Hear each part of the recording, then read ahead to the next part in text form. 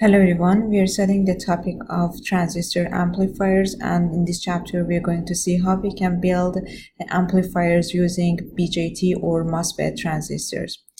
In general, the simplest signal processing task is a signal amplification. The amplifiers are used with transducers or sensors because the transducers produce signals that are usually weak, meaning that the magnitude of the signal at the output of these transducers are in the range of microvolts or millivolts. As a result, these signals are too small or reliable. As a result, these signals are too small for a reliable processing. We can use amplifiers to increase the amplitude of the output signal from these transducers and make the signals ready for further signal processing. In EC65, we are going to see how we can make the transistors, these BJT or MOSFET transistors, operate in a region that is proper for using them as amplifiers. That is called biasing. How we can make sure that they operate in the region that is good for to be used as an amplifier. So we're going to look at biasing for both MOSFETs and BJT transistors.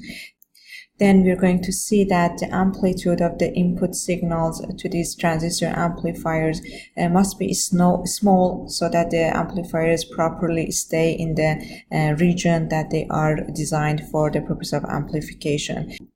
Then we are going to develop a transistor model or a small signal model for our transistor amplifiers. That's a circuit model that can be used to analyze the response of transistor amplifiers when small AC signals with a small amplitude are applied to our amplifiers.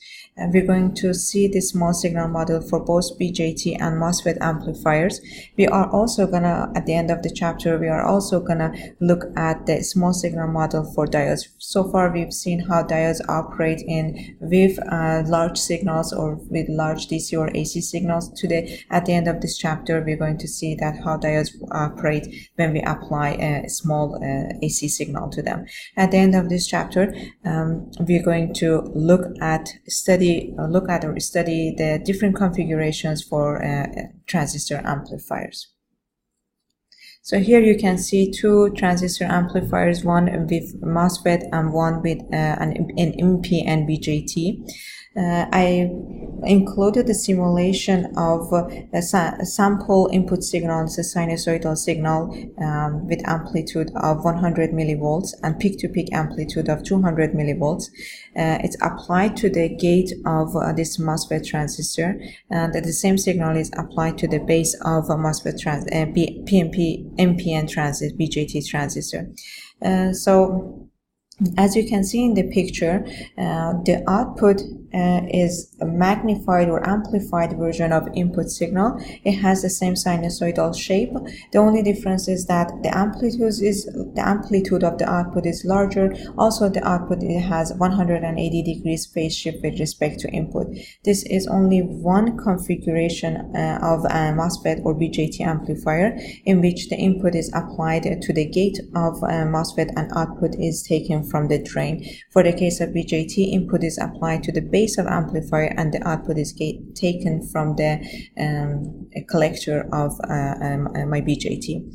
So the idea is to apply a small amplitude AC signal and get an amplified version of it at the output. So we are trying to build a linear voltage amplifiers using these MOSFET or BJT transistors. By linear amplifier, I mean the output and input should have a linear relationship, meaning that their ratio must be constant so that it operates as a linear voltage amplifier. As you can see in this example, I have a sinusoidal input signal, and at the output I also get a sinusoidal input signal. The only difference between input and output is that its amplitude is larger than the amplitude of the input signal, and they are 180 degrees phase. They have 180 degrees phase shift with respect to each other. But other than that, the input signal and output signal look the same. They are both sinusoidal signals. In both of these BJT and MOSFET amplifiers, the gain is about negative 3 volt per volt. So output is, the amplitude of output is 3 times the amplitude of input signal, and it has a negative, the gain has a negative sign. So if I draw the transfer function for my desired amplification of V out over Vi being equal to negative 3 volt per volt, I would get something like this graph. V out is equal to negative 3 times Vi. It has a linear, V out and Vi have a linear relationship. When Vi is at, for example, 0.1 volt, the output is going to be at negative 0.3 volts, and the same goes for the negative value of Vi. When it is at negative 0.1 volt, the output is going to be at 0.3 volts. So this is the desired transfer function, and I'm trying to see if I can get a transfer function like this from my BJT or MOSFET transistors. So let's take a look. Here we would like to compare the desired transfer function for a voltage amplifier, a linear voltage amplifier, with what we have from, for example, a MOSFET transistor. So this is the transfer function of a MOSFET in this configuration. And VDD, the output is taken from here, and this is RD, and I have Vi signal applied to the gate.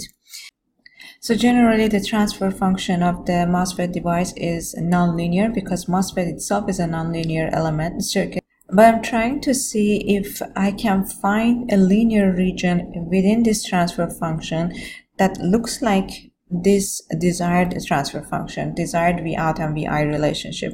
So if you look at the transfer function in this region, V out and Vi have approximately a linear relationship, or V out over Vi is a constant number. And if I make sure that my transistor operates in this region all the time, in other words, output changes in this range and input changes in this range, then I can use this transistor, this MOSFET transistor, as an amplifier by knowing that my transistor is gonna operate as a linear voltage amplifier. This region is the saturation region of MOSFETs, and for example, for the case of MOSFETs, if we want to use them as amplifiers, they need to be biased, or they need to operate in the saturation region. Next, you're going to see a YouTube video of using a BJT transistor as an amplifier to amplify the signal that comes from a microphone. Let's watch.